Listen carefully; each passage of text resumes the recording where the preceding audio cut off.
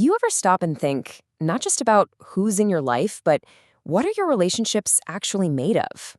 That's what we're diving into today. It's this really personal exploration of what makes a connection feel real versus what makes it feel like, well, just an obligation.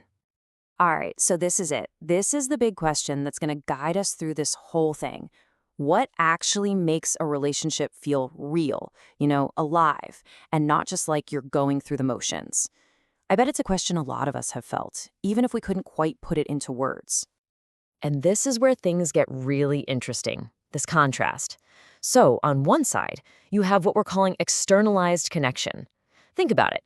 It's the stuff we do, sending gifts, going to events, even just splitting chores. But then, on the other side, there's the alive connection. And that's all about the feeling, that sense of just being truly present with someone. And that's really the core conflict we're going to unpack here, that tension between doing and just being. Okay, let's dive into our first section. This is all about that nagging feeling, right? That moment you realize that maybe some of your closest relationships are being held together by like a checklist of things you're supposed to do instead of just enjoying being together. And this quote from the source material, man, it just captures that feeling perfectly. It's this idea that, sending a gift or showing up to a party, it's not actually about making the connection stronger. It's more about performing an action just to prove that the connection is still there. It kind of becomes a placeholder for the real thing. So here are some really concrete examples, and I'm guessing they'll sound familiar. With distant family, it's usually those big events, right? Weddings, funerals.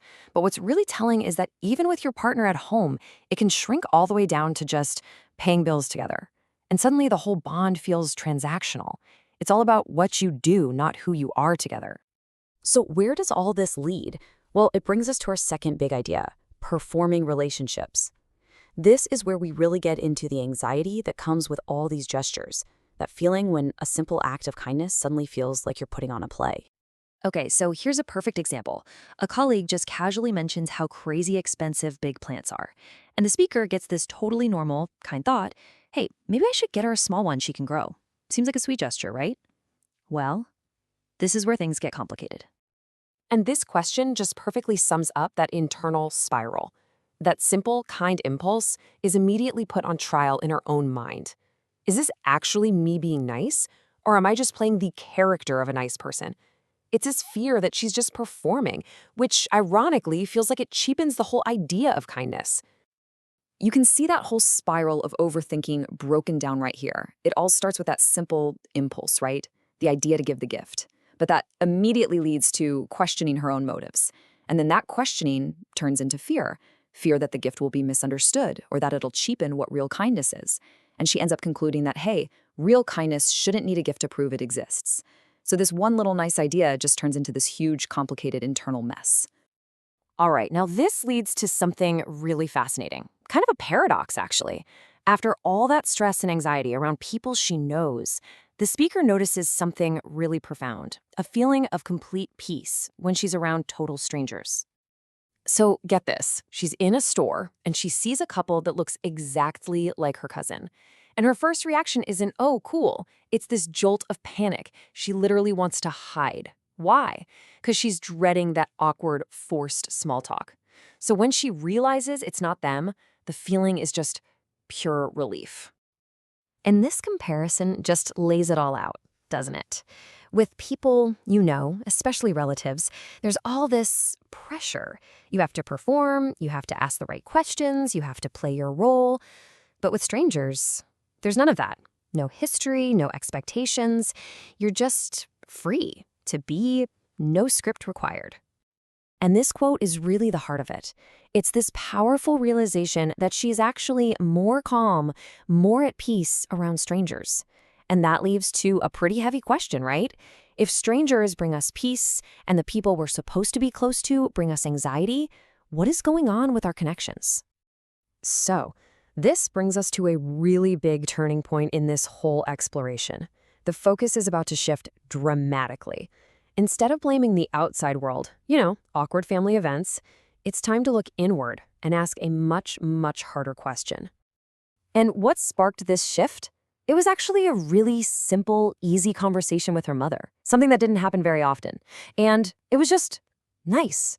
It made her stop and think, wait a minute, if it can be this easy, why is it so hard most of the time? And there it is. That's the question that changes everything. The realization that, hey, maybe the problem isn't them. Maybe it's not the situation. What if the barrier is me?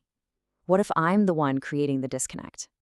So she starts looking inward and she starts to actually name these internal barriers. It's things like my constant judgment of what people are saying, my intolerance when people see things differently, the fact that I go into conversations already closed off.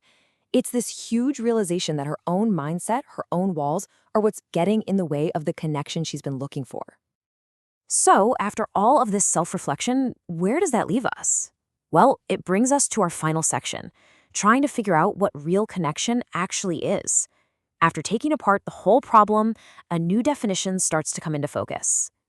And here's the definition that really comes out of this whole journey. It's kind of the answer to that very first question we asked at the beginning. Real connection, it's not about duty. It's not a performance. It's just spending time with someone with zero expectations, just enjoying being around them, and feeling that amazing, rare sense of being in sync. I think this final quote really says it all. The gift of connection, it's when you're just in sync with that person. It doesn't mean you agree on everything, not at all, but there's this harmony underneath it all that makes it feel easy and totally real. That's the feeling she was searching for this whole time. And so that really leaves us with a final question to think about for ourselves. When you look at your own life, your own connections, which of them are based on performance and obligation, and which ones are truly alive? It's definitely something to think about.